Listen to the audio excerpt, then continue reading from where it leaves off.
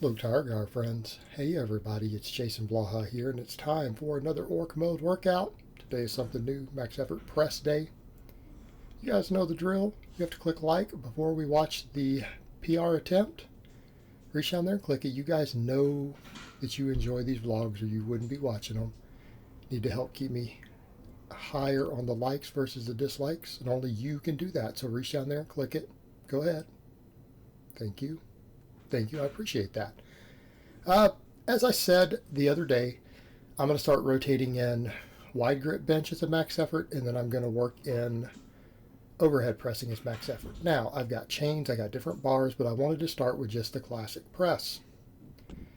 It's grindy. I'm aware of my lockout situation, but even in something like strength lifting, they have a clause in there that if you can prove to the judges that you have a terminal range of motion, that is what you lock out in comp, that they will pass it. And I would be able to prove that to them. Yes, I'm working on shoulder mobility every single day. It's basically a shoulder mobility issue. Maybe it's my bone structure. But simply put, when my arms are up over my head, I can't get my arms high enough up to lock out unless I go to a snatch grip. Like, I can lock it with my elbows if I go all the way to the collars. And if you'll notice, they're pretty consistent. I've proven this before to you guys, and stretching alone won't fix it.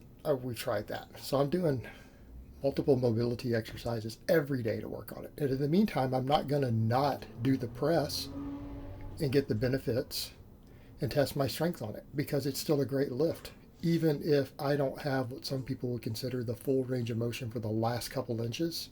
It's largely irrelevant. But for me, that was pretty much my lockout. I had to grind to it. Now, what was interesting to me, I haven't done any pressing. I have not done any heavy pressing, anything less than 10 reps, in something like a year and a half.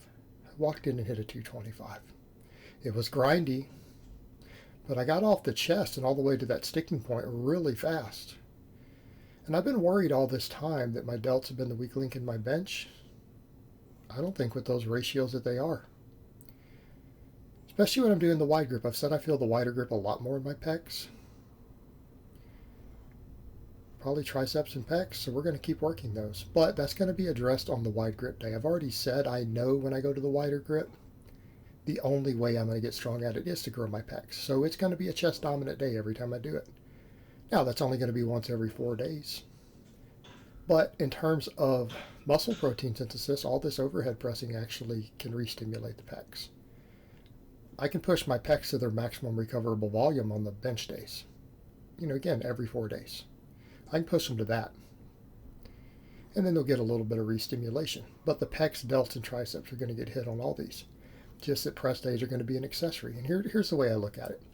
Overhead press is one of basically the big four. Okay. I think it's an important lift. No one's bench has ever gotten weaker as a result of getting stronger at overhead pressing. Right? No one's bench has ever gotten weaker.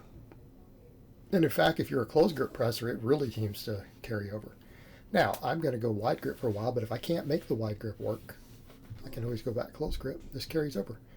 But this also gives me a break from doing the wide grip all the time, because I'm only going to do it for max effort work. So let's just focus on the press day and what's going on with the press.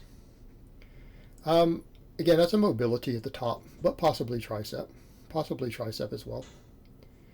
But what's interesting, my shoulders can handle it. Now, we know visually I need more delt. Visually, I need more delt. So I'm going to keep doing this, and we're going to have a very delt-dominant day. A lot of people are saying, Jason, how did you manage to keep your pressing strength not having done the press? There's no peaking, nothing else. You walked in and still hit that. It's within 2.5 pounds of your lifetime best. Yeah, it actually is. Within 2.5 pounds. All the hypertrophy work. A bigger muscle is a stronger muscle. I've been doing a fair amount of repping on pressing with the different bars. I've been doing laterals. I've been doing a lot of tricep work. Okay, I've been working my delts and triceps really hard. A lot of volume. Size matters. Okay, sorry guys, that's a reality. This whole tiny guy lifting a ton of weight is not as real as people make it out to be. The few exceptions you see, those guys are not universally strong. They're either very, very short and they're strong for their weight, or they're strong on like 1 or 2 lifts and everything else scales perfectly. Okay, this small guy who's strong is just not a reality. It's a fictional myth created by a tiny number of outliers. You're not one of those outliers. So the hypertrophy work has maintained depressing strength to a very, very large degree. And it will continue to do so because I'm going to keep working those muscles really hard. And I have a feeling my press is going to climb. Like I'm going to end up hitting all-time PRs probably on my press in this little training phase. Even though I've got other lifts I want to hit PRs on, I'll probably be able to do it. And I don't think it's going to hurt my bench. So what are we doing? 5 sets of axle bar standing press. These are all 12 to 15 reps. My last set was like 12. It's all I could handle. And I had to re-grip it because of the uneven grip, which I don't mind with the axle bar. That's one of the perks of it. Forces me to change my grip every set. Make it more well-rounded, especially for hypertrophy. 5 sets. And this is how everything's going to be. I'm going to do 5 sets of 3 exercises after every max effort day, carefully selecting what I'm doing. So for the overhead press day, it's going to be an auxiliary overhead press. 5 sets of side laterals, 5 sets of triceps. Now, for some people say, is that enough? Sure, that's enough. It's 10 sets for each muscle group, not counting the maxes, which do count for training volume. 10 sets. That's plenty of volume per workout. Keep in mind, I train 7 days a week, alternating upper, lower. In this case, lower and back and pressing. You guys notice I got some cable attachments with handles. I went ahead and grabbed some. They're harder. I am not as strong on these as I am with the other grips. They also really made my rear delts cramp a bit more doing this. My rear delts were cramping slightly near that point where the rear and the side delt meet. It was kind of cramping up after the second set. Tells me I'm working some new areas on my shoulders. Well, that's good because my whole side delt and everything really needs to come up. And because I'm leaning against the thing, these are pretty dang strict. Chains make them real hard at the point where the side delt kicks in the most, because the side delt doesn't really work that much at the bottom, by the way. The chains come up and hit it really hard, and then when the chains swing back down, it kind of creates an eccentric effect. Even with this lightweight, these are hard. I think my first set I got 23 reps. I normally get 25 or more, sometimes for 3 sets. I think one of my sets I only got like 16. Okay, I struggled to hit 20 after the first set. These were harder. They were harder. I guess they're stricter. They're more difficult. But I really felt them. And notice my delts are getting a pump there. Look at my delts versus how they oftentimes look. They're actually getting a pump. So we've already decided this bench at this angle works really, really well. These handles really kind of brought it up another notch. Yes, it's a little bro, but most bros have big delts. It's not stupid if it works. Okay, and that's the same thing I would say to all the evidence-based people with some stuff. Your hypothesis has to be tested under a 500-pound barbell squat. Okay, it's not stupid if it works. And I think that we have to accept all of that. We have to keep up with all the scientific literature, which is one reason I do the amount of volume I'm doing and even using other rep ranges. We have to keep up with the literature. And we have to look at the anecdote, both the bros and the world-class level coaches. And we need to look for that overlap. Okay? It's not stupid if it works.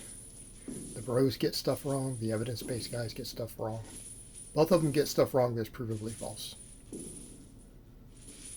Mainly evidence-based guys are lazy. That's one reason they don't get results. They try to fine-tune around their laziness, and it doesn't always work. In fact, it almost never works.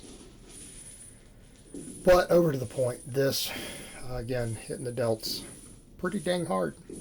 I can honestly say my delts were pretty well fried. After hitting that grindy press, then basically 5 sets of overhead press. Last one was a failure. The others were within a rep. And 5 sets of these high rep laterals to failure. My delts were toast. And we're going to do this again in 4 days. And we need to keep in mind the delts get worked on my benching day in their own right. And every lower body day I do 5 high rep sets of rows. The rows hit the rear delts pretty hard. Barbell rows hit the rear delts a lot harder than pull-ups do. That is confirmed with data. So realistically, I am actually getting a fair amount of delt work.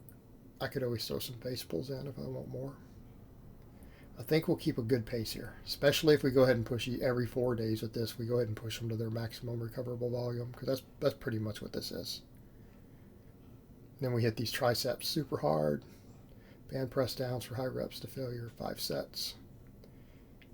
And again, this exercise works the entire tricep. Very good for building connective tissue, especially if you get the overspeed eccentric. You guys notice how fast I am on the eccentric? Okay, this is something that comes up when people ask about eccentric training, but there's data showing eccentric reps have their own hypertrophic effect. They do, but what you guys are doing is not eccentric training. That is an eccentric overload. Using something like bands to create an overspeed eccentric causes a large amounts of micro tearing. All right, this is eccentric based training, not going 5 seconds down. Okay? You're not actually getting an overload. This is, because it's jerking the eccentric with a stretch. Okay, that causes the micro tearing you're looking for. That is the equivalent of loading a heavy eccentric rep heavier than you can lift. Also builds connective tissue. Why do we care about that? Well, I want my tendons to stay healthy. Be doing a lot of benching, a lot of pressing. I need to get my bench up a lot. This is how we keep the tendons healthy. And it's going to hypertrophy my triceps. My triceps are getting every rep range because of this too. And they could still be a weak link for me. They're getting every rep range as a result of this. 1s, 10s, 15s, then 40 plus. So I'm pretty happy with this workout. We're going to keep this rotation as I've explained before. I'll have a video coming out in the next day or so explaining in a little more detail what I'm doing, changes for this phases. So I hope it has been informative, and I will talk to you guys next time.